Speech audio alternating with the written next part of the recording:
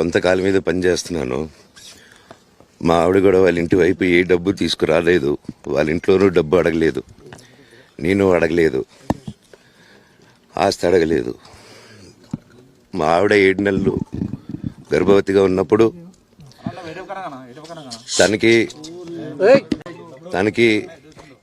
7 నెలలు ఉన్నప్పుడు మా అంకుల్ వాళ్ళు ప్రతి ఒక్కరూ 7 నెలలు కాదు 7 నెలలు తను ప్రెగ్నెంట్. మా అంకులు విజయవాడలో ఉంటారు. అండ్ ఇక్కడ కొంతమంది అంకుల్ నాన్నగారు బాగా క్లోజు. మనోజ్, నువ్వు ఎన్నో సంవత్సరాలు ఇంటి బయటగా ఉన్నావు, నీ సొంతంగా ఉన్నావు. మీ నాన్నగారు అమ్మగారు ఒక్కరే ఉన్నారు.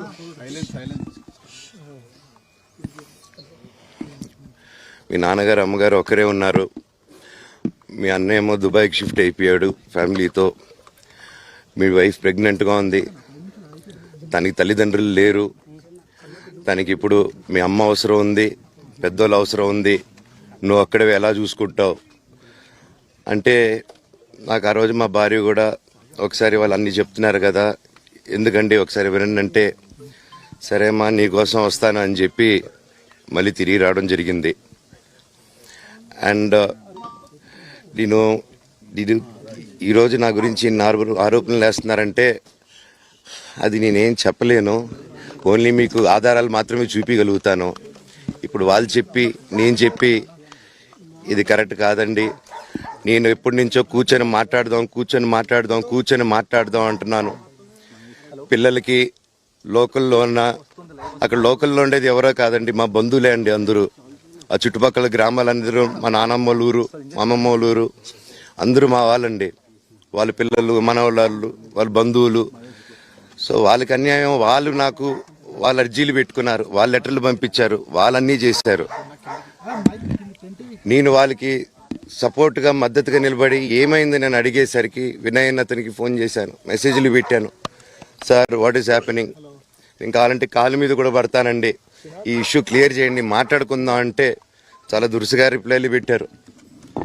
నేను ప్రతిదీ ఈరోజు సాయంత్రం 5:30కి ప్రెస్ మీట్ పెట్టి ఇన్నాళ్ళు ఆగానండి, ఇంకా ఆగలేను.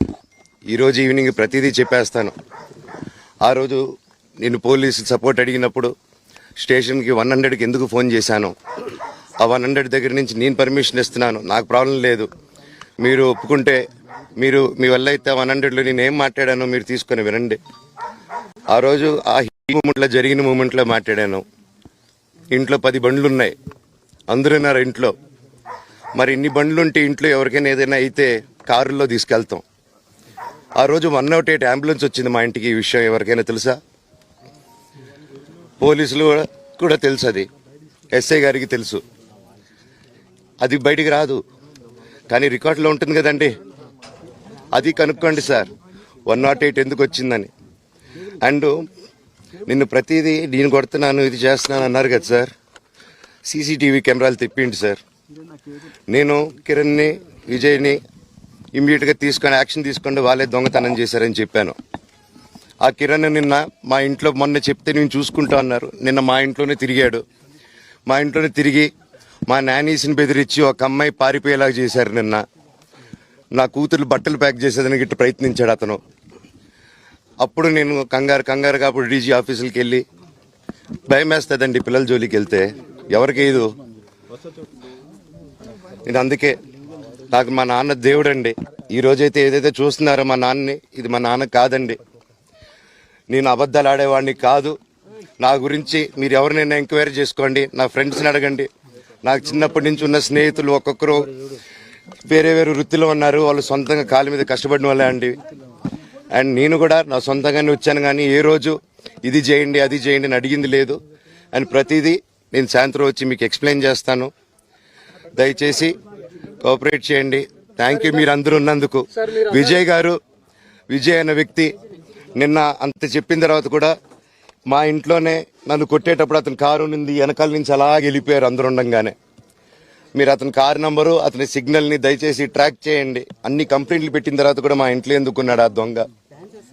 మీరు దయచేసి ఇది ఇమీడియట్ గా చేసుకోండి. నేను సాయంత్రం లోపల ఒకసారి ఒక్కసారి మీరు అన్నారు ఇందాక మా నాన్న దేవుడు అని చెప్పి ఎవరు ప్రభావితం చెప్తాను సార్ ఇది మా నాన్న మీ షోల్డర్ మీద గన్ను పెట్టి కాలుస్తున్నారండి. క్లియర్ గా కాలుస్తున్నారు. ఆయన నేను పనులు చేసుకుంటూ అన్ని రకరకాలుగా ఉన్నప్పుడు ఆయన బ్రెయిన్ వాష్ చేసుకొని నా వ్యక్తిగత జీవితంలో బయట పెట్టి నన్ను నా వ్యక్తిగత జీవితం తప్ప అది కూడా నేనేం తప్పు చేయలేదండి. నేను ప్రేమించిన అమ్మాయిని పెళ్లి చేసుకున్నాను, అమ్మాయి కోసం పోరాడాను. దాంట్లో తప్పేంటంటే నాకు అర్థం కావట్లేదు. అండ్ ఈరోజు వచ్చి 10 మందికి నిలబడినప్పుడు నేను చెడ్డోడిని అయిపోయాను. ఎక్కడ సైన్ పెట్టమంటే పెట్టాను, రమ్మంటే వచ్చాను, పొమ్మంటే పోయాను. ఎన్ని సినిమాలు చేయమంటే అన్ని సినిమాలు చేశాను. అన్న కంపెనీల్లో పనిచేశాను, సాంగులు చేశాను, వాళ్ళకి రికార్డింగ్లు చేశాను, ఫైట్ డైరెక్షన్లు చేశాను. ఎంతో గొడ్డులా కష్టపడాను. మనసు పూర్తిగా సంతోషంగా చేశాను. నాకు ₹1 అడిగింది లేదు, ఆశించలేదు. నేను దానికోసం నాకు కావాలి, నేను పనిచేసిన దానికి కూడా నేను అడగట్లేదు. ఒకటే అడుగుతున్నాను, మీకు నిజం తెలియాలి. అందుకోసమే ఏంట్రా వీడు అన్ని బయట పెడుతున్నాడు అనుకోవచ్చు, కానీ ఈరోజు నాకు భార్య పిల్లలు ఉన్నారండి. ఈ రోజు నేను నిలబడకపోతే రేపు నా కొడుకు పెద్దోడైన తర్వాత, కూతురు పెద్ద అయిన తర్వాత వాళ్ళకి నేను సమాధానం చెప్పుకోలేను. నేను దొంగతనం చేసి వేరే వాళ్ళు కడుపులు కొట్టి నా పిల్లల మొహం నేను చూడలేను, ఆ కూడు నా పిల్లలకి పెట్టలేను. మా నాన్న నన్ను అలా పెంచలేదు, మా అమ్మ నన్ను అలా పెంచలేదు. మధ్యలో మా అమ్మ నలిగిపోతుంది. మా అమ్మని హాస్పిటల్లో అడ్మిట్ అయ్యారని చెప్పి నేను అబద్ధాలు ఆడారు. హాస్పిటల్కి వెళ్ళి చెక్ చేయించుకుంది అమ్మ. నువ్వు వెళ్ళిపో ఇంట్లో నుంచి, నువ్వు వెళ్ళిపోతే వీడిని చూసుకుంటావు మేమంటే, మేము మంచిగా మాట్లాడి పంపిస్తా అంటే నమ్మి ఆవిడ 3 రోజుల నుంచి దడదడగా ఉంటే వెళ్ళింది ఇల్లమ్మ అంటే. ఏ ఏజీకి వెళ్ళడం వాస్తవం చూపించుకొని ఇమ్మీడియట్గా మా అన్నింటికి వెళ్ళిపోయి అన్నింట్లో పడుకున్నారు. మీకు ప్రతిదీ తెలుస్తుంది. ఈ రోజుల్లో ఏది దాచలేరు. మరి ఇంత క్యారెక్టర్ అసాసినేషను నేను చేయని దానికి చేశారు అని, నా భార్య వచ్చిన తర్వాత నేను చెడ్డోడినయ్యానని, అదే వాళ్ళ తల్లిదండ్రులు ఉండుంటే గమ్మునుంటారా అండి? ఈరోజు నేను గమ్మునుంటే ఎలా అండి? తనకి తల్లి అయినా తండ్రి అయినా అన్నీ నేనే అండి. ఈరోజు తను వాళ్ళ ఇంట్లో ఆధారపడదు, నేను మా ఇంట్లో ఆధారపడను. నేను నా సినిమాలు చేసుకుంటున్నాను. తను సొంతంగా ఒక టాయ్ కంపెనీ పెట్టుకుంది. లాక్డౌన్లో నా అహం బ్రహ్మాస్మి సినిమా మా ప్రేమ కోసం ఆపేసినప్పుడు నిర్దాక్షిణంగా నేను చెన్నైకి షిఫ్ట్ అయిపోయి ఈ ఊర్లో వద్దని మేము అక్కడ కూర్చొని, నేను మనోజ్ నువ్వు బొమ్మలు గీస్తావు కదా, కథలు రాస్తావు కదా, బొమ్మలకి ఆత్మనిర్భర్ అని నరేంద్ర మోడీ గారు ఇది అనౌన్స్ చేశారు.